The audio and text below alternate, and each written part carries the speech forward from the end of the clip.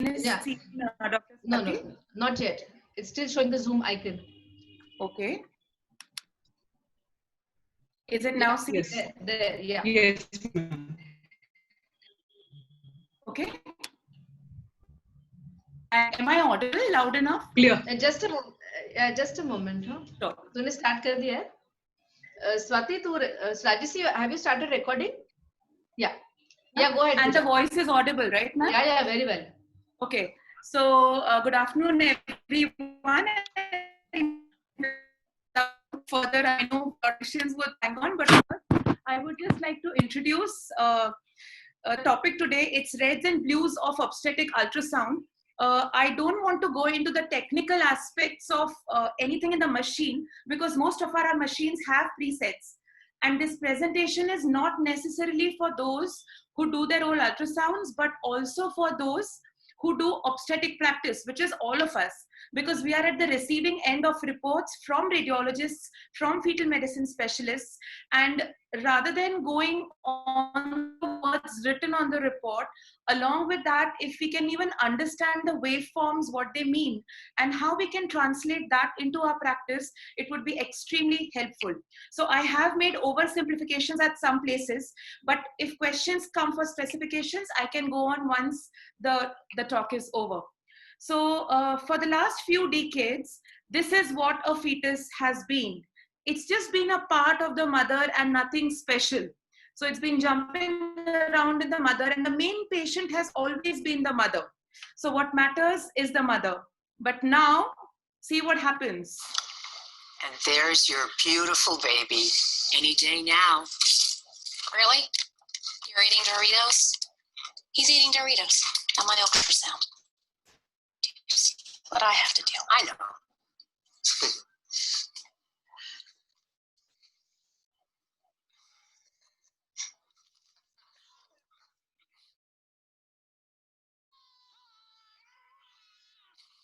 So that's how important our fetuses have become now, and they are keeping us on our toes. So we can no more count on them as just a part of the mother, but this is time when we really need to give them special importance, and hence the origin of this field, a subspecialization known as fetal medicine.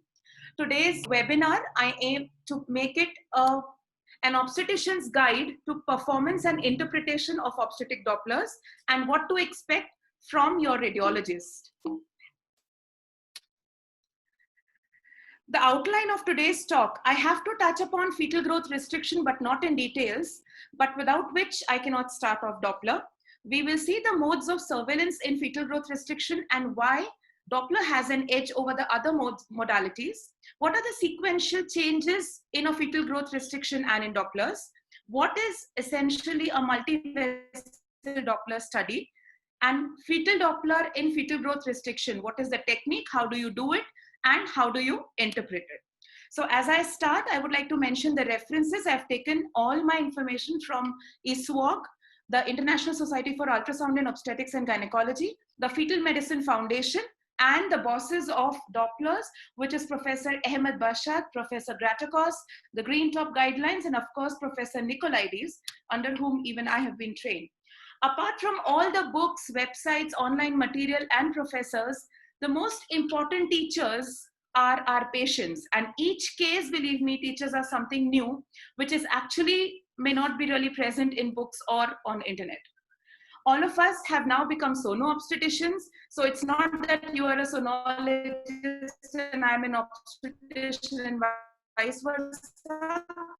Obstetric ultrasound has now turned into ultrasonic obstetrics. So all of us have to have an eye, a third eye there for ultrasound.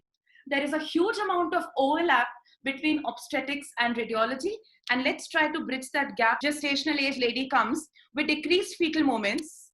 This is the expression of the radiologist resident on call at 2 a.m. at night, because what the obstetrician orders for is Dopplers. And this is exactly what Dopplers does to all radiologists as well. Now that little person who's dancing on the right is the gynac, because she knows that as soon as you get Dopplers, the decision is going to be so easy and you would know whether to admit her, deliver her, surveil her, or do what next. But what happens? The radiologist does a Doppler, and this is the report. We do not know any of them. And now it's the turn of the obstetrician. And this is how we look at the report, because we have no clue what these numbers mean. And the good news is that we do not need to know what they mean. Okay, so let's see through this webinar what we need to know. And we do not, hopefully we don't look confused as this man at the end of this webinar. So let's talk, but virtually. Questions can keep popping in. Vaidehi ma'am will moderate at the end for them.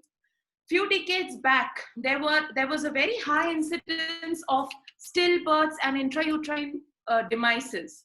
Then came an era when there was babies who were born with better surveillance. They survived, but morbidities, because there was prolonged NICU and buy more time to deliver the fetus. There was also a simultaneous improvement in NICU care, and this was a benchmark for an improvement in fetal and neonatal care. So Doppler surveillance as well as better NICU care. This was the time that changed the complete scenario of a neonatal development. We started saving more babies which were born at earlier gestation. So initially, if a 34-weeker, 50% would, there would be 50% mortality. Now we know that 34-weeker is almost more than 95%. Most of them go home without any problem. So the Doppler has brought about a change along with the NICU care. Now, it's no more just a live baby that is important. So you, as an obstetrician, you cut the cord, you hand over the baby to the neonatologist. That's not the end of the story. It's actually the beginning of the story, because the real success is when it's not just the carry home baby rate, but if that same baby walks to you at 5 years and 10 years of age, being neurodevelopmentally intact, that is what your success is defined as, okay? And this is where the Doppler has made a huge change. So from words like intrauterine growth retardation, we have moved to intrauterine growth restriction.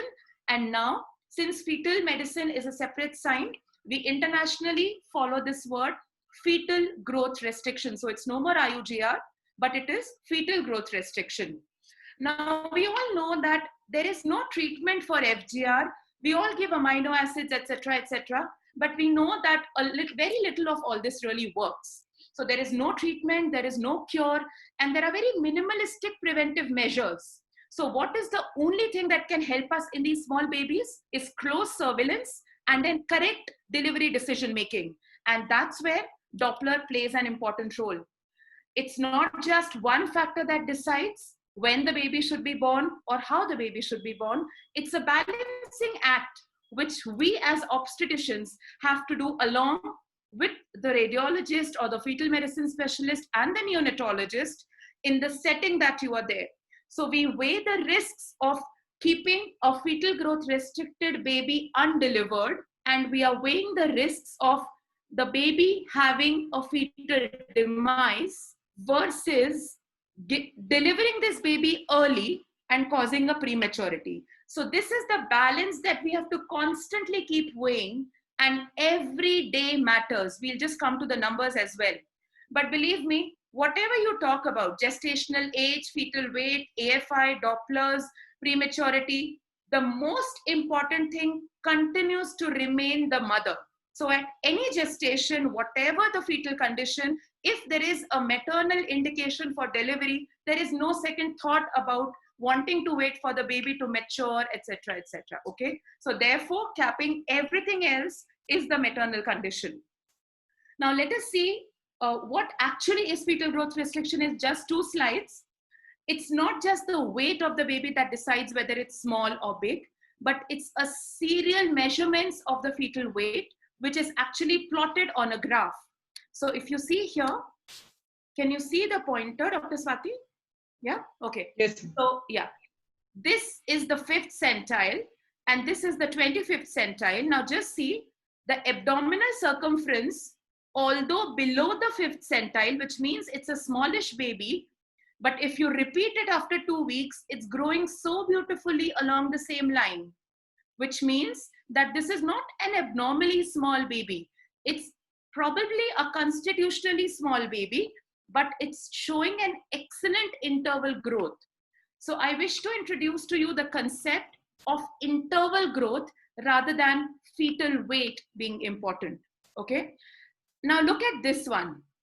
The abdominal circumference started being from 25th centile, tailed off a little, then it crossed the 5th centile, went further down below, and therefore this is totally abnormal.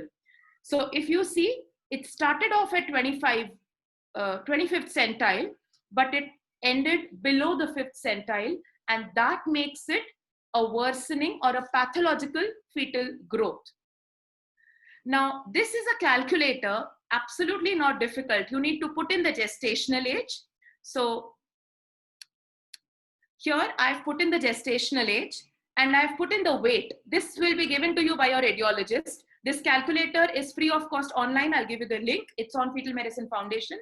And if you want to know which centile the baby is growing, so we all know that 1.8 kilogram is a small baby at 35 weeks. And as soon as you enter these two values, 35 weeks and 1800 grams, it gives you a plot. And here you see you're falling way below the 5th centile. Okay, so this is the importance of centile, because from here we come to approaching a baby who is small, and that's how we apply Doppler in these situations. So as soon as you see a small baby on ultrasound, the first thing that you do is look at the anatomy of the baby. So if the anomaly scan has been normal, and if the baby has been doing fine so far, this is out of question, okay? Now, next thing that you look at is the amniotic fluid, okay? Amniotic fluid, if it is increased or if the anatomy scan is abnormal, you will go towards the rarer causes of a small baby, which are either chromosomal abnormalities or a viral infection. We can keep that beyond this discussion, but all I wanted to convey is that as soon as you look for a small baby, do not jump to the Dopplers. Start assessing the anatomy, look at the amniotic fluid. It's not only oligohydramnios that is important. If there is polyhydramnios with a small baby, it hints to a worse prognosis, because then you are looking at either a genetic syndrome or viral infection. So just remember, there are two situations with a small baby and polyhydramnios, and these are the two. So suppose you have assessed the anatomy, it's normal. The amniotic fluid is normal. What do you do next? We come to Doppler, and that's what we are going to talk about. If there is an abnormal Doppler, you call it fetal growth restriction due to placental insufficiency, which is the commonest scenario with a small baby, okay? Now, if everything is fine, if the anatomy is fine, the amniotic fluid is fine, if all the Dopplers are fine, you ultimately call this a constitutionally small baby, which is not pathological. It's just small, maybe because the mother is small, maybe because it was supposed to be of that build, okay? But it is an absolutely normal baby, which is weighing a little less. And how do you confirm this? You call her back in 14 days. And if there is good interval growth of weight, you can just leave her alone because she's going to be fine. Okay? So this is a basic approach to a small baby. In short, if the fetal weight is less than 10 centile, which would be given to you by the radiologist or the machine or the charts online available free of cost. Most of the machines have these charts now. If the fetal weight is less than 10 centile, you go in and do a Doppler. If the Doppler is normal, it is a constitutionally small baby with an excellent prognosis. But if the Doppler is abnormal, you are looking at a pathological cause, and we shall see further what this means. So redefining fetal growth restriction. Till now, we had a definition of abdominal circumference less than 5th centile, certain ratios and indices and ponderal and femoral and this and that. Forget everything. This is the Gratakos definition, which is being followed internationally. Fetal growth restriction, which is pathological, is defined as estimated fetal weight less than 10 centile plus any of the three. Which of the three? Either cerebroplacental ratio is less than 5th centile. We'll come to that. We'll come to this style again at the end of the presentation. So estimated fetal weight less than 10 centile plus either abnormal cerebroplacental ratio, which I'll tell you how to calculate, or uterine artery resistance, which I'll tell you how to calculate, or just even a small baby, which is so small that it is less than third centile. Okay. So a baby which is less than third centile does not need to have an abnormal Doppler to call it pathological fetal growth restriction. Okay. So this is the standard definition of fetal growth restriction. Okay. Now, what are the basics of doing an obstetric ultrasound Doppler? First is you zoom into the area of interest, ALARA principle, as low as possible. So you cannot put in Doppler splash color on the whole screen. Look at the image on the left. You zoom in that part and you see the umbilical artery. Okay. Then put in color. So don't do it the other way around, because then you would be exposing the fetus to a lot of color, which increases the temperature, and you do not want to cause any harm. So zoom in the area of interest, then apply color, narrow the color box. Now the good thing is that you do not need to do it technically, because even the basic machines nowadays have got presets which will already have done all this for you. Okay, so you do not need to technically go in and reduce the narrow color box and adjust the velocity, etc., etc. What you do next is you place the calipers and the pulse wave across the Doppler and adjust the gate to cover the vessel. Now, even this, call your technical ultrasound machine specialist, the application specialist, and request them, however old your machine is. Suppose it's from GE or Samsung or Siemens or whatever, Philips. Give them a call tomorrow. Tell them I need help. Be with me for 2 or 3 hours. You can make your own presets for Dopplers so that you don't have to keep repeating this step for every time when you see a fetus. So if I'm scanning and I want to take an umbilical artery Doppler, all I do is click the third trimester Doppler preset and everything is in front of me automatically. And as soon as I place the gate, I get a beautiful umbilical artery and I do not need to change anything. Okay. So be sure that your machine has all the presets. Now coming to these numbers we were just discussing, a lot of numbers are reported on the ultrasound which completely boggle your mind, and it is sometimes really irritating. There could be resistance index, S/D ratio, S minus S/D, resistance, impedance, pulsatility index. Now what to use? The good news here, forget everything. The only one thing you need to remember is the pulsatility index. Okay. I'm telling you here on this platform, I know a lot of radiologists are also listening. You can pick up the phone, call your radiologist and say, may I please request you to stop giving me the confusing chart of RI, resistance, impedance, S/D ratio, etc., etc., etc. Give me only pulsatility index, because neither you use anything else, nor do I. Okay, so let's now only concentrate on pulsatility index. And if you go back on Google and you put in the international standard charts, we were just discussing with one of the madams before the webinar started, PI values are the only internationally followed standard of measurement of Doppler. So this is some super simplified good news for all of us. Okay, and there are reasons for this. I don't have an affinity towards PI, but we have logic behind this. Why do we use PI and not RI?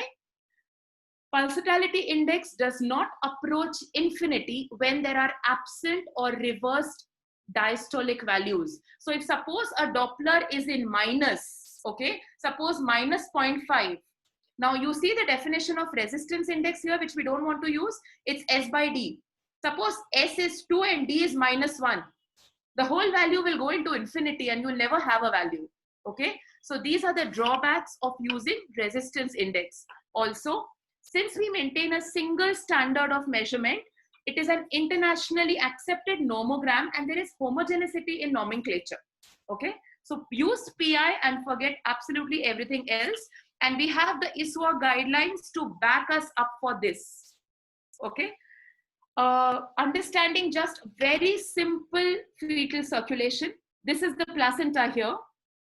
We see the umbilical cord that connects the placenta and the fetus. It is the umbilical vein and the 2 umbilical arteries contained in the umbilical cord. Unlike most of the other vessels, It is the umbilical vein that carries very oxygenated blood from the placenta to the baby. Okay, so just follow my cursor. Is my cursor visible? Yeah, okay. So once the oxygenated blood comes into the umbilical vein through the umbilical cord, this is where it's going into the liver, and nature's way of creating a situation where the hyperoxygenated blood is quickly shunted off to go to the heart through a vessel known as ductus venosus. Okay. Now, if we understand this, it will be so simple to understand Dopplers later and why to apply what.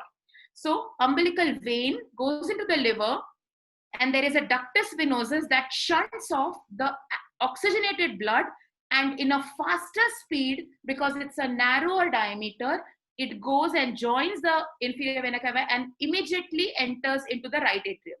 Okay. Now, because ductus venosus is a very small caliber vessel, and because it's rushing through the blood with fast velocity, when you put in color of the baby, the vessel with the most velocity would be ductus. So never forget. That's the easiest way to find out what the ductus is. Now, there is no circulation happens. What's the next thing happening is the head, brain, and the adrenals and the heart are the important organs that get most of the blood, and the remaining blood is given to the rest of the parts of the baby. Once the whole oxygenated blood is circulated, the dirty or the deoxygenated blood comes through the two umbilical arteries, UA1 and UA2, and go back into the placenta. Now, with this understanding, if I ask you, what does the umbilical artery indicate? If there is a lot of resistance in the umbilical artery, it is not because the baby is at fault. It's because the placenta is at fault, because umbilical artery is being received by the placenta. And if there is too much resistance in the placenta, it would reflect in the umbilical artery. Okay. So with this, let us see there are only 4 vessels that you need to know about, of which 1 is maternal and 3 are fetal. The maternal is the uterine artery, as we all know. The trophoblastic invasion of the maternal spiral arteries is told by the uterine artery, and therefore, as in preeclampsia and cases of fetal growth restriction, there would be an abnormal placentation and an abnormal spiral artery development, because of which the uterine artery will show abnormalities. Okay, that is the importance of uterine artery. That is the only maternal artery of obstetric importance. There are 3 vessels in the fetus that we need to know about, and nothing more than this. First is the umbilical artery, which was carrying deoxygenated blood from the fetus into the placenta. There are 2 such. It reflects the placental resistance. Okay, we just saw that. Middle cerebral artery, it is a fetal brain vessel that reflects how well the baby is reacting to the hypoxia. Okay, so for whatever reason the hypoxia has happened, is the baby able to cope up? Which stage of coping up is it actually in? Is it compensating? Is it decompensating? Or is it failing? That is what is told to us by the middle cerebral artery. And the third one is the ductus venosus. That changes when there is already a lot of fetal hypoxia, when there is fetal acidosis, and therefore there are changes in the heart of the baby. There is myocardial dysfunction, and we just saw that the ductus venosus was emptying into the IVC into the right atrium. So if the heart of the baby is affected, it would cause back pressure into the ductus venosus, and that is what we would see as changes in ductus venosus. So uterine artery and umbilical artery tell us about the uteroplacental circulation.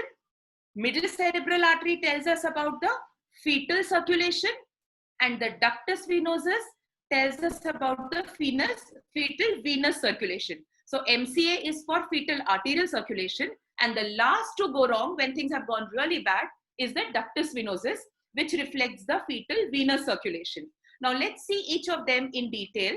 I'm starting with the maternal vessel, which is the uterine artery. Now we see that the placenta has two compartments. It is the maternal compartment and the fetal compartment. The trophoblastic invasion, the villus branching, and we all know this is what decides the development of preeclampsia and fetal growth restriction and adverse obstetric outcomes. How to record uterine artery pulsatility index. Now, one thing is clear that we are only going to talk about PI and nothing else, okay? So uterine artery pulsatility index, this is a teaching slide by ISWOG and the Fetal Medicine Foundation, which is available free of cost. The machine settings, use a preset, and when your application specialist comes in tomorrow, show him this preset so that this is what he has to put in for you for the uterine Doppler, okay?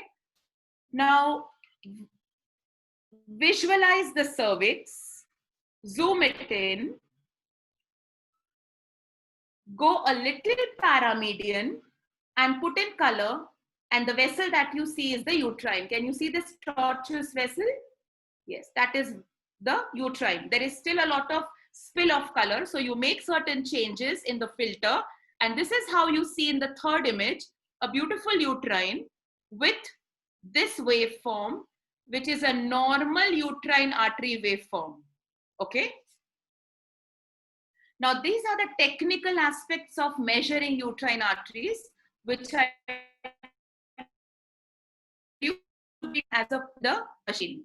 Now, a lot of times there is a doubt as to where to measure the uterine artery. The guidelines to measure uterine artery are different for the first and for the second, third trimester. So in the first trimester, when you are measuring uterine artery, you need to do it at the cervical canal, okay? At the internal os is where you sample the uterine artery in the first trimester. And in the second or third trimester, you actually do it when it crosses the iliacs. So what you do in the second, third trimester, the ultrasound probe should be placed on the right and left lower lateral quadrants of the maternal abdomen. To visualize, put in color, you will be seeing the big iliacs, and you will be seeing only one vessel that crosses the iliac, and that would be the uterine. So for the second and third trimester, this is the location for measuring a uterine artery. And for the first, it is on the cervix, like I showed you on the previous videos. Now, you cannot say, looking at a waveform, whether a uterine artery is normal or abnormal, because it keeps changing with the gestational age. Now, in the first image here, this is the systolic flow. This is the forward flow during a contraction. And this is a forward flow during a relaxation phase, okay? As you see in the second trimester, more blood is flowing through the relaxation phase, which is the diastole. And as you see in the third trimester, furthermore, and a lot of blood is flowing in the diastole. Why is this happening? Because as the baby is growing from first to the second to the third trimester, the placenta, the uterine vessels, the umbilical vessels, and the fetus is bringing about these changes so as to facilitate maximum amount of blood being transferred into the uterus and from the placenta to the baby. So these are adaptations with gestational age so that the growing fetal needs are catered to. Now, we all know that uterine artery Doppler is measured at 20 weeks, and we all do it regularly. And we know that it predicts preeclampsia, fetal growth restriction, and even fetal demise if it is very high. But something new that I think most of us would have started following is that we have moved on to doing uterine Dopplers at 12 weeks itself. And the advantage of doing it at 12 weeks is that you get a window of opportunity to intervene empirically. So suppose you do a uterine artery Doppler at 12 weeks and you find that there is a high PI. I'll come to the value soon. If there is a high PI, you can predict along with other factors that this baby is more likely to have fetal growth restriction than others, or this lady is more likely to have preeclampsia as compared to others. Now at 20 weeks, when you do a uterine artery, all you can do is predict and scare them away. But what you can do at 12 weeks is empirically start blood thinners, which is aspirin or low molecular weight heparin depending on the situation. And this covers the waves of placentation where we are targeting. So there are 2 waves of placentation when the placentation actually happens. One is 11 to 13 weeks, another is 16 to 18 weeks. If we are measuring the uterine artery Doppler at 12 weeks and we find it high and we start her on aspirin, we are very well covering both the waves of placentation, and therefore we are not just scaring her away by predicting IUGR, but we are also trying to reduce the chances of IUGR and preeclampsia. So that is the biggest advantage of doing a uterine artery Doppler at 12 weeks. So start demanding from your radiologist, and you yourself start doing uterine artery Dopplers at 12 weeks itself. Now, what about after 28 weeks? We know that we have to do it at 12 weeks and at 20 weeks. Let's see what happens at 28 to 40 weeks, whether you really need to do a uterine or not. Okay, so we had seen in the definition of fetal growth restriction, it is defined as a small baby less than 10 centile along with a uterine artery pulsatility index more than 95th centile. So your uterine artery is now in the new definition of FGR, fetal growth restriction, one of the criteria to define the baby as being pathologically small. Therefore, you have to sample the uterine artery in all the 3 trimesters. Okay, so to call it a fetal growth restricted baby, you have to measure the uterine artery, because if it is high, if it shows a high PI, you are defining a pathological FGR there. Okay, and therefore you need to do it in all 3 trimesters. What are the values that are important? Yes, oversimplified, but this works excellent at 12 weeks. So what you use is the mean artery PI. What is a mean artery PI? You take the right, you take the left, you add them and divide it by 2. Okay, so 2.85 is the cutoff at 12 weeks and 1.85 is the cutoff at 20 weeks. And why is this cutoff different in trimesters? We just discussed, as the gestational age increases, the uterine artery pulsatility index, or the resistance that the uterines will have, will go on reducing, because the uterus and the placenta and the baby are trying to adapt with the increasing needs of the growing fetus. Okay, so these are the cutoffs. You can forget notching. It doesn't matter if there is a notch, there is no notch. It doesn't matter what the RI is. It doesn't matter what the SD is. Okay, so stop reporting notches, because there could be a uterine artery with a diastolic notch, which is a very favorite term for everybody. But if there is a diastolic notch and the mean uterine artery PI is less than 2.85, you are still comfortable. Okay, and notching is very subjective. I may feel there is notching and you may feel there is no notching, and therefore there is no homogeneity of reporting. Therefore, let's use objective values and use these cutoffs: 2.85 at 12 weeks, 1.85 at 20 weeks. Now, since we already have this, 12 weeks is an excellent window of opportunity to do a lot of more things. We are doing double marker for everyone. So we have the PAPE values for everyone, okay? We are doing the uterine artery pulsatility index on the scan. If we take the mother's blood pressure and if we combine it with the history of the mother, these are the factors that you ask for in the history. Is she elderly? Is she very high or very low BMI? Does she have pre-existing hypertension or diabetes? Did she have pre-IH in the previous pregnancy? Was there a fetal growth restriction in the previous baby? And is it an IVF pregnancy? So if any of these are positive, plus there is high uterine artery PI with the values that we've measured, plus there is a low PAPE, which less than 0.4 moms is the cutoff value for a low PAPE. This is an integrated module for risk stratification of preeclampsia and fetal growth restriction.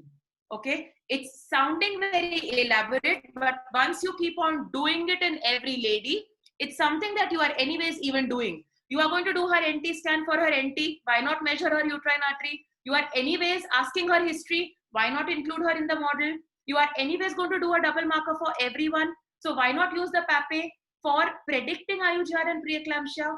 Now, this is an incentive for everybody listening who doesn't want to do a double marker, saying that India does not have enough downs, that you keep spending on the double marker.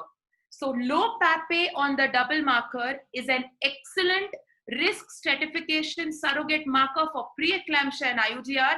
And you would totally agree with me that yes, downs is not a big problem, but IUGR and preeclampsia are huge problems. Our NICUs are full of low birth weight and preterm babies because of maternal PIH and FGR. So let's start doing double marker and use it for more than just Down syndrome.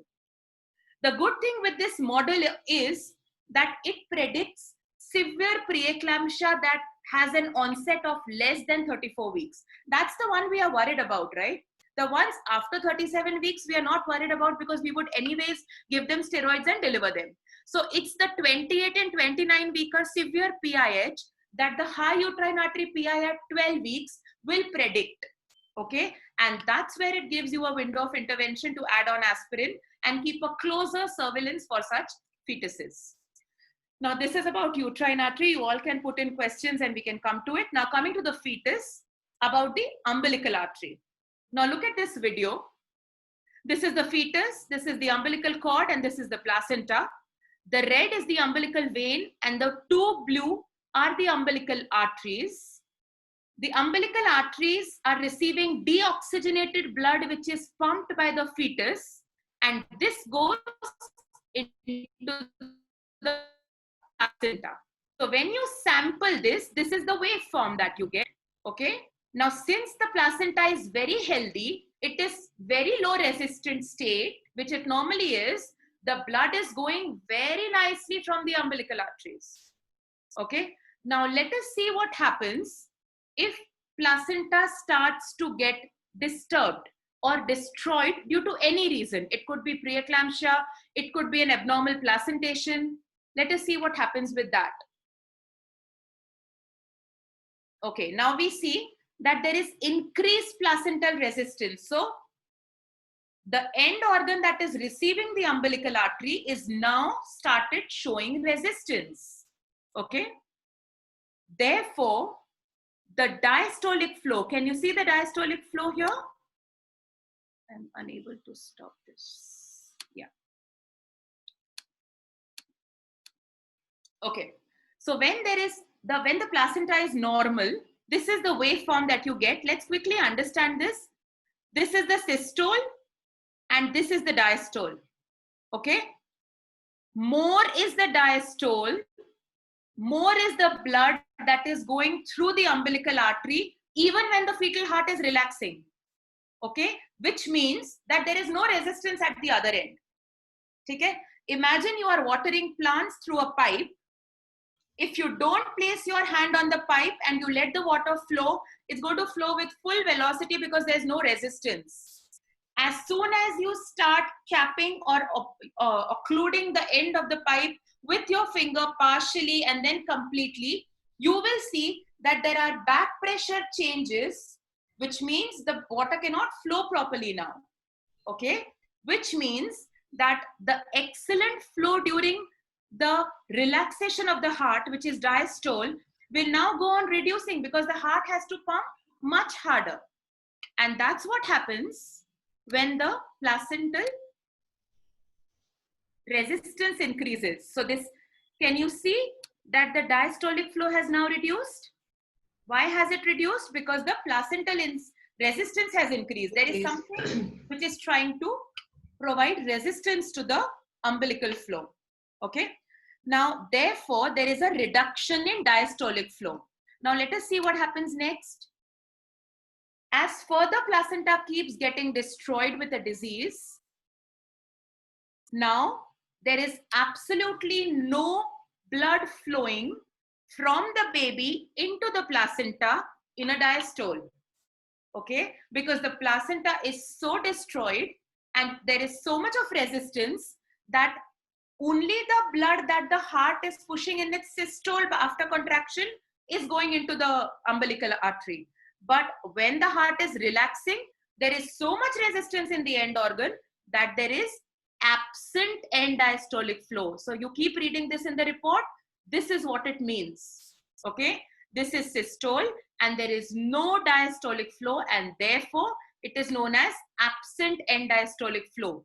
Going a step further, when there is further placental resistance, now instead of the blood flowing from the baby to the placenta, the reverse happens. Okay, so the blood starts flowing from the placenta to the baby. It keeps coming back to the baby. And you can see there is a small dip in the diastole here.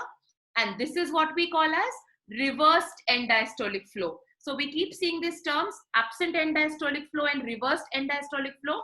This is what it precisely means. So by the time the vessel shows reversed end diastolic flow, substantial destruction of placenta has already happened. Okay, how to sample the umbilical artery? You need to see that the umbilical artery is sampled where there is a free loop. There are various school of thoughts that used to say, sample it at the placental insertion, do it at the fetal insertion, and take a mean of both. You do not need to do any such confusing things. Now look at the video. I've purposely taken a very crowded area. Do not sample the umbilical artery here. Search for a free loop in umbilical cord. Now look how this is a free loop, okay? So this would be a much better area. Placing your probe here, perpendicular to the vessel, rather than going into this crowded area, or rather than near the placenta, because near the placenta, you may get fully normals, and near the baby, if you do it where it is getting inserted into the baby, you may get falsely abnormal values, okay? So do it where there is a free loop. Once you place your calipers across the vessel, like here, this is the waveform you get. We've already seen that this is systolic flow and this is diastolic flow. So more is the diastolic flow in an umbilical artery, better is the placental condition, and that is the best thing to have. So this is an excellent umbilical artery waveform. Now where to measure, we've already discussed, in a free loop, not near the placenta, not near the baby. From when to measure, which gestational age to measure? Umbilical artery is to be measured after 26 weeks of gestation in a singleton, which has a baby who is small growing, okay? Now, in certain special situations like monochorionic twins, where you could find discrepancies in Dopplers early, you need to do umbilical artery very early, as early as 16 weeks, but that is beyond the scope of this talk right now. For any singleton fetus, which is normally growing, you do not need to do Dopplers, okay? So it's not Dopplers for all. It's Dopplers for all small fetuses. Okay? So you find out the weight of the baby, see the centile. If it is above 10 centile, you need not do the Dopplers. Okay? Only if it is below 10 centile is when you're going to start doing your Dopplers. Twins, I told you, okay. So if you have to measure umbilical artery at 30 weeks in twins, it could get very confusing because the cord is all over the place for both the babies. And what you can essentially do is sample the umbilical artery near the bladder, so where it divides or where it enters the tummy of the baby, because then you can be sure that you are sampling the correct fetus and not that you're sampling twice the same fetus and leaving behind one. Because sometimes the membrane between the two in diamniotic twins may not be very clearly seen in late gestations, okay? So sample the umbilical artery near the babies in twins. Now, effect of steroids. A lot of us who scan 32 weeker, IUGR, bad Dopplers, umbilical artery does not show a normal Doppler, we admit her because the ultrasound is abnormal. You give her a shot of steroids because you wish to deliver her soon. And the moment you repeat her Doppler after 2 days, you see that the umbilical artery is now much better than it was 2 days back, for which you actually admitted her. So it's not that you have admitted a wrong lady. It's only that once you give steroids, whether it be dexamethasone or betamethasone, it has a transient improvement in diastolic flow of the umbilical artery, but this is only transient and this should not be taken into consideration for any delivery decision making, okay? You wait for another 48 hours and it will come back to normal, Okay, so there could be a pseudo normalization of umbilical artery after you give your shot of steroids. What I explained through the video is diagrammatically written here. Once you sample the umbilical artery, excellent diastolic flow. Only concentrate on diastolic flow because systole mein to flow rahega hi. Systole mein to the heart is pumping hard, and whether there is resistance or not, there is enough push from the baby's side. Okay, it is the diastole that matters. So in the first image, look, excellent diastolic flow. Okay, good placenta. Now reduce diastolic flow. Can you see now? There's very little diastolic flow. And that's where you will get a measurement of PI, which you can now call a high umbilical artery PI, but present end diastolic flow. Got it? Because there is still present end diastolic flow. You can see that a small portion, about probably 10% of the placenta is damaged at this stage. Going next further, now half of the placenta is damaged, and that's when it corresponds to absolutely no diastolic flow. Okay, so when the umbilical artery has reached absent end diastolic flow, half the placenta is already destroyed by then. Okay, you cannot see any forward diastolic flow here. And in the third situation, 3/4 of the placenta is destroyed. There is so much resistance that instead of the blood going from the baby to the placenta, all the dirty blood is coming back to the baby, and that's where we call a reversed end diastolic flow. Okay, so these are the stages of an umbilical artery. Some clinical issues, all of you who actually do umbilical artery Dopplers, this is a normal looking umbilical artery Doppler. What you see below here is that there is no end diastolic flow. Okay, but do not interpret this as absent end diastolic flow. Why? Because it's not touching the baseline. There is some problem in the setting. So when you want to interpret a Doppler, do not jump on conclusions, because your conclusion is going to decide an iatrogenic prematurity for the baby. Okay, change the settings of the vessel filter, and that's when you will be able to see the end diastolic flow. What is another mistake that can be done? If your sweep speed is too high, there are too many cycles of umbilical artery vessel Doppler in a sweep, you could have erroneous measurements. So make sure there are only 3 to 5 cycles per screen. And this is a preset that you can include so that you don't have to keep setting it again and again. Sometimes the baby is active or breathing, baby movements, all these things can cause an irregular umbilical artery flow. So you see here, there is low systole, there is high systole. This is not abnormal. This is only because the baby is moving. Wait for some time, repeat it again, and it would be fine. Okay. Now, how important is umbilical artery Doppler? Now, all these tests were done in a fetus, and on the left side is the name of the test that was done for the fetuses. This is a huge study, more than 1 lakh fetuses. And on the right side, what you see is the incidence of stillbirth within 1 week. Okay, which means if you're doing an NST today and it's normal, there still could be 1.9 out of 1,000 stillbirths, which means your normal NST was a false negative. Okay, it was falsely normal.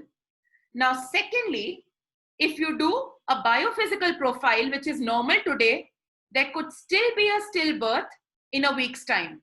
If you do AFI plus NST, which is a modified biophysical profile, there could still be a stillbirth. But look at umbilical artery Doppler. It fares well amongst all of these. It fares the best, because if you have a normal umbilical artery Doppler today, your risk of having a stillbirth in this small baby is 0 out of 1,000. That's how good the umbilical artery is reflecting the hypoxic status of the baby. And it's not, like I told you, just a carry home rate. It also decides the long-term neurodevelopment of the baby.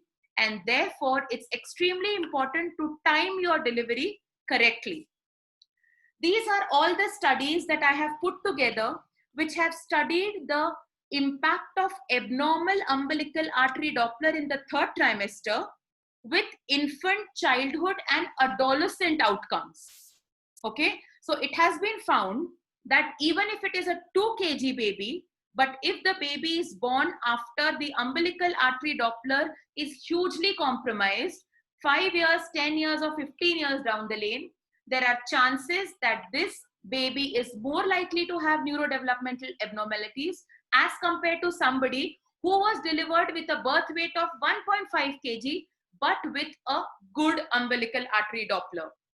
Okay, so there is the importance of long-term prognostication with a normal umbilical artery Doppler. And now the $1,000,000 question, and ये 1 crore के लिए सवाल है कि what is the value of umbilical artery that is abnormal? Okay, अगर इतना आसान होता तो हम सब इतने उत्सुकता से आज ये डॉपलर सुनने नहीं रुके होते. There is no one value which is normal, unlike the uterine that I told you. Umbilical artery PI is gestational age specific. Okay, so an umbilical artery PI at 20 weeks of 1.5 is very normal, but the same umbilical artery PI of 1.5 is abnormal at 40 weeks. Can you see that? So always plot on charts, free of cost, available online, available on your machines. Download a software, it's on your phones. Use the calculator, it takes hardly any time. And put your radiologist into a habit of giving you centiles. That will help you. Okay, so one number is not important. It's the gestational age and the plotting, just like fetal weight, that Doppler's is also plotted on a graph to see if it's normal or abnormal. I've put in a screenshot again. Fetal Medicine Foundation has excellent at the end of the webinar. It asks you for gestational age, put here 34 weeks and 5 days. It asked me for the value of umbilical artery PI. It's not asking me RI, notch, end diastolic flow, blah, blah, blah, blah, nothing. Only PI. So I've put in 0.8 here. Okay. Now forget MCA because we've still not gone through it. But can you see how beautifully it's plotted me that my umbilical artery is perfectly fine right now. I'm safe. Okay. This is how the charts help. Now coming to the next vessel, which is the fetal arterial circulation, which is the middle cerebral artery. How do you sample it? You zoom on the brain and the circle of Willis, you put in color, and this vessel here is the middle cerebral artery. Sometimes it could be confused with the anterior cerebral artery, but the velocities can help you differentiate between the two. When you keep on doing Dopplers, you will not have to go through landmarks. But right now, since we are learning how to do it, I'll just tell you, middle cerebral artery Doppler is a branch of circle of Willis. Use the parietal bone window to zoom your screen. It is seen parallel to the wings of the sphenoid, and the proximal part measurement is recommended. So it is one of the most difficult vessels to Doppler amongst the 4 that we are talking, because there is a lot of variability. The baby keeps moving. You put too much pressure on the head, it changes the PI. You remove the pressure. If there is breach, it keeps changing. So there's a lot of things that can change this Doppler. But once you are in a habit of doing it again and again, it comes out beautifully, and it is extremely, extremely helpful. Something very important about this vessel is your angle. Can you see the angle here? It is 0 degrees. I have not at all corrected the angle. That's the most important thing. My angle of correction is 1. It's on the left here. So usually the accepted angle of correction for all other Dopplers is up to 30 degrees. You can keep changing and adjusting perpendicular to the vessel. But for this particular vessel, it's extremely important that you are 0 degrees angle. So your angle of insonation is closer to 0. That's extremely important. Now, this is a normal waveform of middle cerebral artery. Now, let us see why this vessel has been chosen.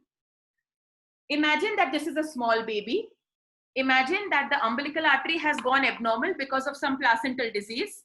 Now, till now, baby ekdam third baat mein tha. There was a lot of, it was getting a lot of oxygenated blood, and it was very well fed. Yeah. Therefore, it maintained a very high resistance state in the brain. Okay. So even if the resistance is high, the blood was reaching the brain and it was able to extract oxygen. So normally the fetal arterial circulation in the brain is a very high resistance state. Can you see this waveform? There is very little end diastolic flow here, unlike the umbilical artery. Okay. And why is this so? Because the resistance is very high. And why is the resistance high? Because the baby does not have hypoxia. It is enjoying itself, being bathed in oxygen everywhere. So why would it then reduce its resistance? Okay. So therefore, this is a normal MCA with less end diastolic flow. Now, two factors are important when you measure a middle cerebral artery. One is PI. I've told you only PI is important. This is the only exception to my statement because PSV is also important in middle cerebral artery for testing for fetal anemia. Okay, so when we know that the non-invasive method to diagnose fetal anemia in an RH isoimmunization, we do it by MCA Doppler monitoring. It is the peak systolic velocity. So can you see this peak systolic velocity here? This peak systolic velocity is around 75 here. If this becomes very high, there are nomograms for that, it indicates fetal anemia. So this is the only exception where PI is not used, but peak systolic velocity is used. Okay. Now let's come to the waveforms. Just as we saw the umbilical, remember one thing, umbilical and MC are exactly opposite of each other as far as resistance is concerned. In umbilical, we want a low resistant placenta for the umbilical flow to go nicely with high end diastolic flow. But look here, the normal oxygenated fetus has a normal waveform here. Can you see that? So there is very end diastolic flow. It's enjoying itself. There is lot of oxygen, but it then reduces the resistance. Okay. Now imagine a state of FGR with an abnormal umbilical artery. It's not getting enough oxygen. So now it has to fight. This is a state of compensation. It is trying to compensate for the hypoxia that is now setting in. How will it do that? It will undergo vasodilatation. It will try to reduce its Tadbat. It will try to reduce its resistance. That will enable the fetal brain to suck in more oxygen. Okay. Since initially there was a lot of oxygen, it was easily taking in. Now there is less oxygen.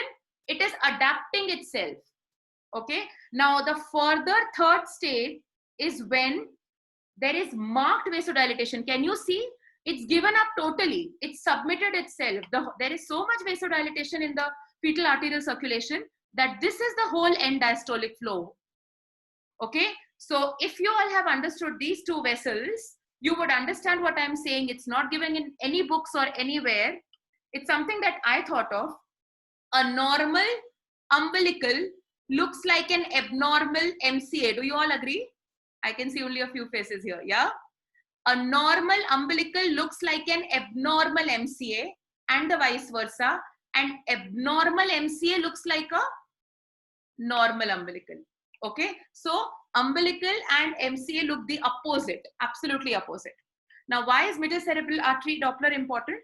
It is very important in decision making beyond 32 weeks. Before 32 weeks, it does not play a role in delivery decision making.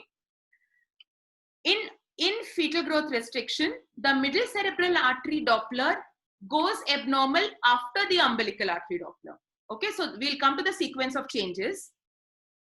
Isolated prolonged low MCA PI has correlated with sudden stillbirths and abnormal neurodevelopmental outcomes. So everything is going fine. The umbilical is normal, amniotic fluid is fine, baby is moving, but the MCA pulsatility index is low. This is one of the poor prognosticators and there could be a sudden IUD. So now coming back to this only for 1 minute, looking at this first waveform, which is in a normal fetus, which is well oxygenated, higher the PI of middle cerebral artery, the better it is, unlike umbilical and uterine, right? Because which means it is not compensated right now. And lower the PI, like in the third waveform, the worse is the hypoxia, right? So MCA PI high is good. Umbilical PI high is not good. Okay. So coming to the next. Now it's not the umbilical alone or the MCA alone that decides. there is a ratio known as cerebroplacental ratio, which we get by dividing the middle cerebral artery PI by the umbilical artery PI. It is available on most of the sonography machines and the softwares, and also on the online calculators. And this is how it is shown. So can you see the umbilical artery? I have plotted one. At 28 weeks, it was normal PI. Then umbilical artery PI started increasing, which means placental resistance बढ़ता जा रहा है. Okay? PI और increase हुआ umbilical artery का, और हुआ. And finally, it crossed 95th centile. Okay? So this is worsening of umbilical artery Doppler. Okay? On the contrary, at 28 weeks for the same fetus, MCA PI was normal. Then it started adapting. धीरे धीरे धीरे वो अपना resistance कम करता गया baby, because it wanted to suck in more oxygen. And finally, the PI came to 5th centile, which means there is marked vasodilatation in the fetal brain because it's trying to adapt to the hypoxia. Okay, when you combine these two charts, this is what you get. So you get a cerebroplacental ratio, and cerebroplacental ratio less than 1 after 32 weeks, deliver the baby. Okay, cerebroplacental ratio less than 1 after 32 weeks, deliver the baby. Yeah, we'll come to that. Now the last vessel, just a very small word about it. This is the ductus venosus. Now can you see the maximum aliasing is seen here? I'll just show you another thing. Yeah. So I've just put in color here. And now this is area of maximum aliasing. Can you see this? And why aliasing maximum? We had seen in the fetal circulation, it's a small caliber vessel which tries to steal away the highly oxygenated blood from the umbilical vein and takes it to the heart so that it is given to the most important organs of the fetus. Okay, so this is the ductus venosus. It is seen in 2 trimesters. The first trimester as a part of aneuploidy markers. So it is one of the markers for chromosomal abnormalities. It is a minor marker. If the nasal bone and the nuchal translucency are normal, some people do not even do a ductus venosus, which is very well acceptable in our scenario where we have a very high patient load. Okay, so that's for the first trimester. This is a normal waveform of the ductus venosus. The first wave is the A wave. Sorry, the first wave here is the A wave. And what you need to remember is that positive A wave, absent A wave, or reversed A wave. You can forget everything else, okay? So here is what is, yeah. This is the A wave here, the diastolic part, okay? This is a positive A wave, which is a normal ductus. Now imagine the ductus is entering into the right atrium, okay? If there is myocardial dysfunction due to any reason, hypoxia or any other reason intrinsic to the heart, it is going to cause a back pressure into the ductus, and therefore there is reversal of this A wave. Can you see that here? So this reversal of A wave reflects abnormal myocardial contractility and severe fetal acidosis and hypoxia. And therefore, ductus venosus going wrong is a decision maker for delivery before 32 weeks. We divide small fetuses into before 32 weeks and after 32 weeks. Before 32 weeks, ductus is the delivery decision maker. If the PI is more than 95th centile, or if the A wave is absent and reversed, you deliver this baby. Okay? After 32 weeks, you decide the delivery depending on the cerebroplacental ratio and not on the ductus, because after 32 weeks, if you wait for the ductus to go wrong, the fetal acidosis would already have happened by then. Okay, and then you would be too late to intervene. Yeah, so before 32 weeks, ductus venosus decides the mode of delivery. After 32 weeks, it's a pre-terminal stage. Do not wait for the ductus venosus to go wrong. Deliver on the basis of cerebroplacental ratio, that is umbilical and middle cerebral artery. Okay. Now, this sequence of changes, now that we have seen all the Dopplers, there are 2 kinds of fetal growth restrictions. One is the early one that sets in before 32 weeks. Okay. The typical preeclampsia, placental disease, and the ones that set in at 28, 29 weeks. Now, the problem there is management, because there would be very much prematurity if you deliver them so early. And therefore, what you need to do is surveil these fetuses. The good thing is that since there is a chronic fetal growth restriction and a chronic maternal and fetal disease, these fetuses adapt very well. So they show you a sequence of changes. Abnormal uterine artery at 12 weeks, then the umbilical goes wrong, then the fetal MCA goes wrong, and then the ductus goes wrong. So the early FGR fetuses follow a good sequence of changes, and therefore they are easy to do surveillance. On the other hand, the late fetal growth restriction fetuses are the ones that set in after 32 weeks. They do not have the ability to accommodate changes of umbilical and MCA and all those things. And therefore, there could be a sudden stillbirth. So many times everything is going 32, 33 weeks, and then you don't do another scan, and suddenly at 38 weeks, she comes with an IUD, and you don't know the reason. The late fetal growth restriction is this chunk of fetuses that sets in after 32 weeks.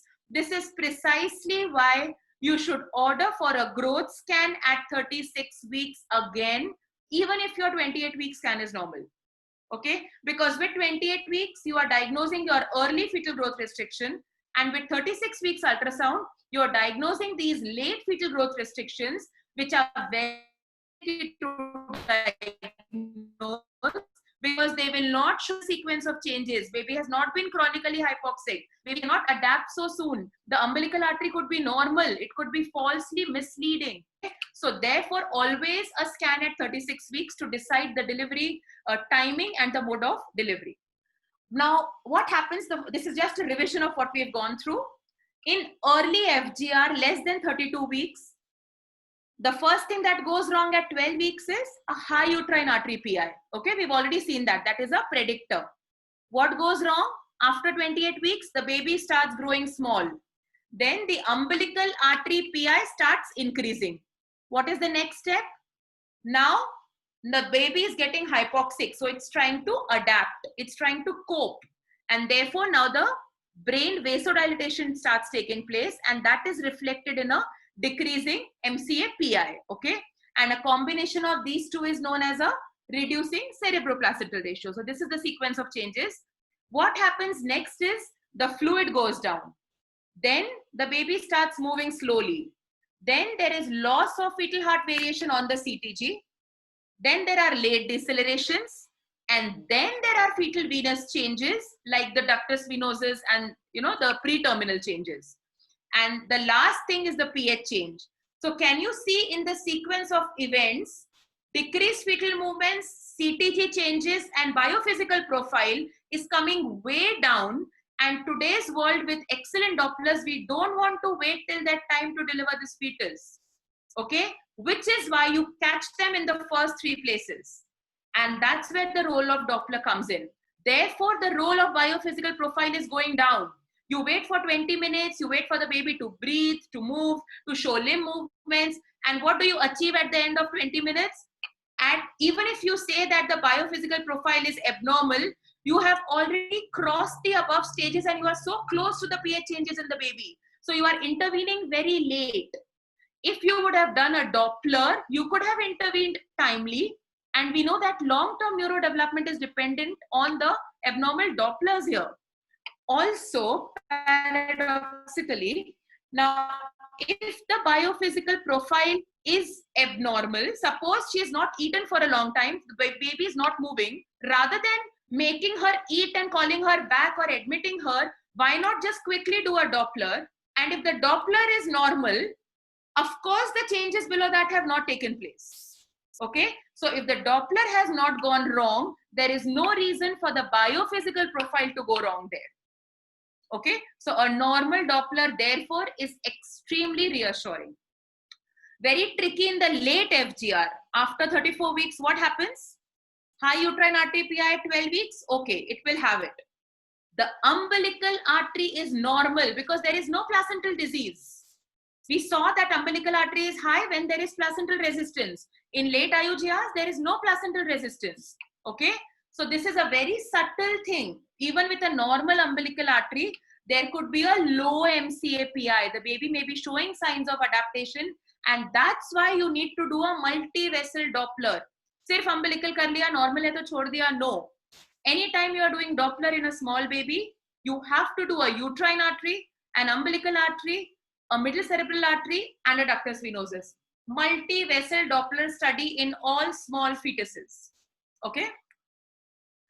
Now, monitoring interval of small babies. Early stages require less frequent monitoring, obviously. Disease acceleration, you have to increase your monitoring frequency. Which thresholds to base delivery on? At 29 weeks, if there is fetal growth restriction and abnormal Dopplers, keep your threshold for delivery very high. Don't deliver at the drop of a hat, because an abnormal umbilical artery at 28 weeks with a high PI or even an absent end diastolic flow can stay like that for days and weeks together. So don't get scared with an absent end diastolic flow at 28 weeks. Okay. The good thing with early FGR is the Dopplers remain constant for a long period of time before the baby actually deteriorates. Okay. Vis-a-vis, in a late gestation at 35 weeks, if I'm seeing that the umbilical has started showing me reduced end diastolic flow, in another 24 hours, it could go to an absent end diastolic flow and go to a reversed end diastolic flow. So the pattern is not followed in later gestations, and therefore to keep your threshold for delivery as very low. Another reason, of course, being that you have attained maturity already. Okay. Now, why this counting on dates for maturity? If you manage to keep the baby in utero, you are improving the intact survival of the baby by 1 to 2% per day before 32 weeks. Okay. So delivering at 29 weeks and delivering at 30 weeks is a 10% change in the neurodevelopment of the baby. It's that important. So each day in utero is extremely important for this baby for a long-term neurodevelopmental outcome. Okay. Now, many of us here would argue that why deliver at 37 weeks? Let's go on till 40 weeks. Let's go on till 42 weeks. Let her come in labor. The Bishop's is not good. It has been found. Now, the blue line here on the graph is prospective perinatal mortality rate, and the yellow line is the stillbirth rate. Okay. After 37 to 38 weeks, there is a very high incidence of stillbirth rate and perinatal mortality. So if fetal growth restriction is observed after 37 weeks, then the statistical benefit of delivery outweighs the risk of continuing the pregnancy. So 37, call it time. Okay. Do not then fight for each day, because you have gained your maturity by then. Okay. You are bringing her till 37 weeks by monitoring her so properly, and then suddenly you lose her at 39 weeks. It's not going to be worth it. So 37 to 38 weeks is the time which is considered optimal to deliver small babies for this particular reason. Now, Cochrane does not usually come to a consensus. These are last few slides, I think.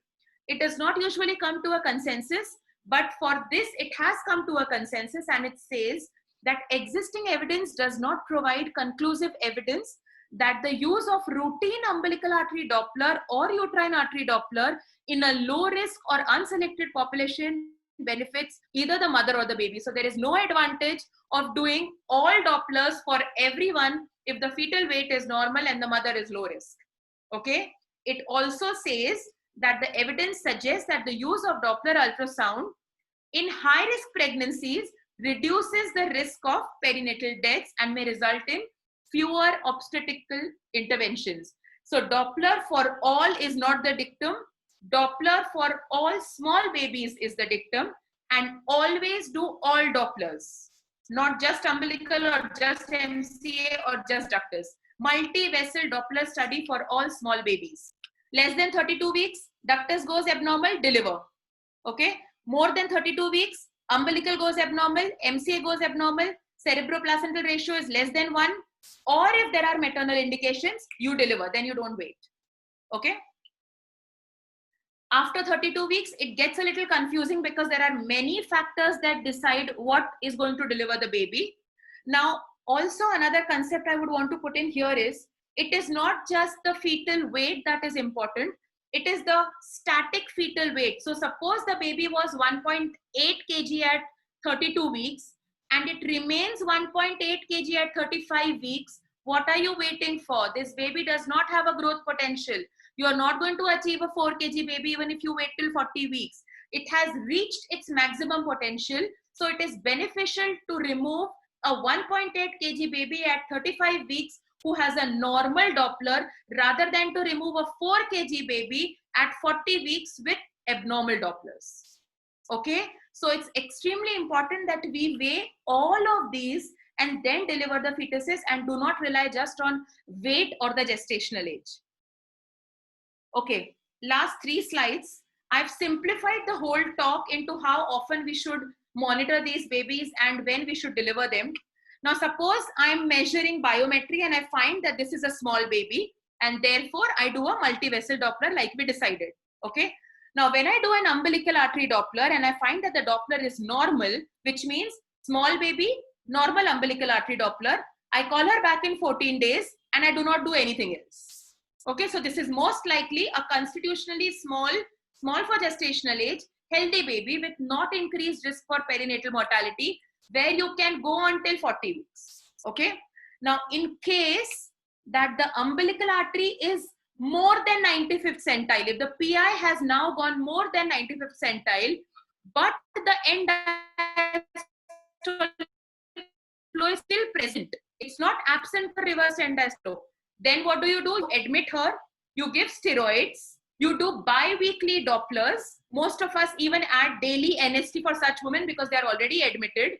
You deliver such ladies definitely at 37 weeks. You deliver them even before if the growth is static, like I told you before. Okay. So if the growth is static, if she has intractable PIH, if there is a maternal indication, you can deliver this lady even at 34 weeks, despite the end diastolic flow being present. Okay. Now coming to a third situation, small baby, there is an absent end diastolic flow or a reversed end diastolic flow, but you want to buy time to give her steroids. Okay, because we know how important it is from neonatal point of view. You do daily Dopplers, you do twice a day NST, deliver her as soon as your steroid window is complete.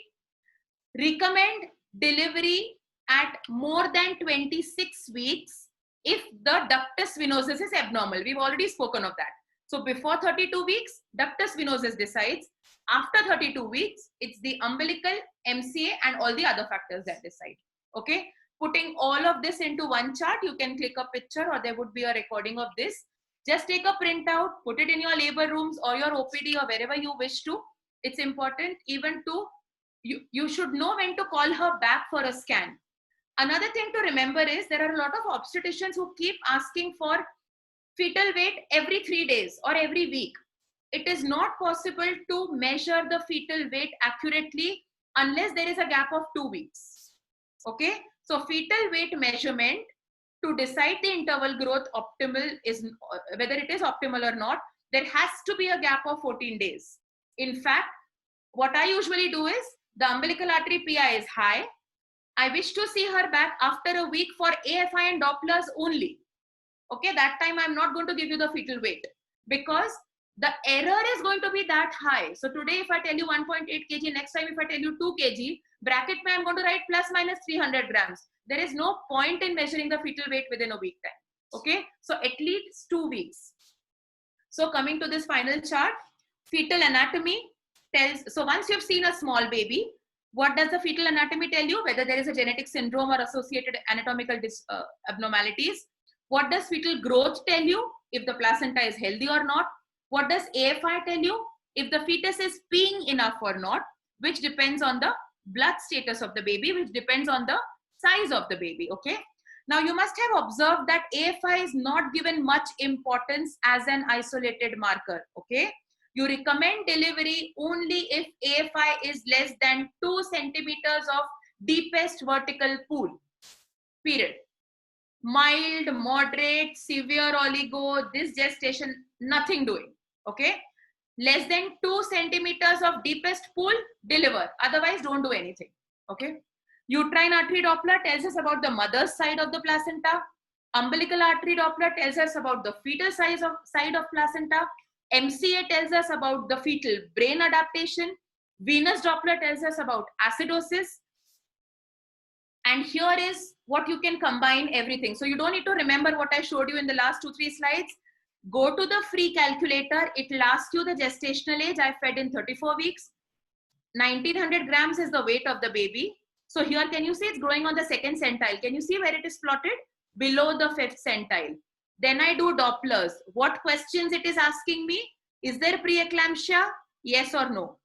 Umbilical artery, is the end diastolic flow present? Yes, it is present. If it is present, what is the PI? All of this is in your report. Okay, it's nothing new. Then you measure the middle cerebral artery PI. Then it will calculate and give you the CPR. It will only calculate. You don't have to put in that. Ductus venosus. Is the A wave positive or negative? Positive. Deepest vertical pool, 6. So have you observed? It's not asking you AFI.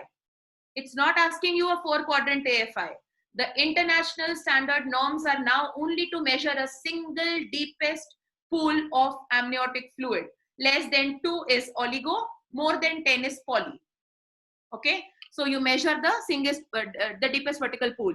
Are there repetitive decelerations on NST? Is there a short-term variation? Yes. Biophysical profile is good. What is it telling you? Normal fetal Doppler, normal amniotic fluid, normal biophysical profile score. Reassess the growth in 2 weeks. So despite the fetal weight being on the second side, we have not delivered this baby. Have you seen that? So if we would have hit a trigger or panic button, oh my God, it's less than third centile, let's just go and deliver her. No, all the other parameters are fine. So you are calling her in 2 weeks. Now the same scenario, I've just changed one thing. It's the same 34-weeker, the same 1900 grams. I have increased her umbilical artery PI. Initially it was 1. Now I have made it 1.7. Can you see the cerebroplacental ratio has gone down to 1 now? Initially it was 2 on the previous slide. Okay. Now what is it telling us?